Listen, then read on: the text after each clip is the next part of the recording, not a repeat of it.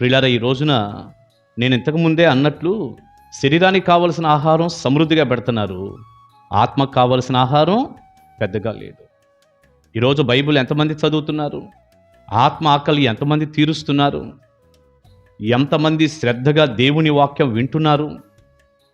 వాక్యాన్ని ప్రతిరోజు వినటం, చదవటం, ఆత్మ దేవుని వాక్యంతో నింపబడటం, ఆత్మ ఆకలి తీరటం ఎంతమంది చేస్తున్నారు ఈరోజు?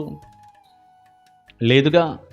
తగ్గిపోవటంలా శరీరం మీద, శరీర తిండి మీద, కోరికల మీద, వీటి మీద ఎక్కువ దృష్టి పెట్టి ఆత్మ సన్నగిలిపోయేటట్టు, చల్లారిపోయేటట్టు, ఆత్మ బలహీన పడేటట్టుగా ఈ రోజున చేసుకుంటున్నారు.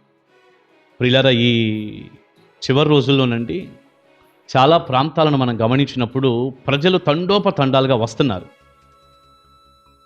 దేవుని వాక్యం వినాలని ఇక్కడ ఒక మీటింగ్ జరుగుతుందని ఆ ప్రకటన చూసి, వాట్సాప్లో, యూట్యూబ్లో ఆ ప్రకటనలు చూసి చాలామంది వస్తున్నారు.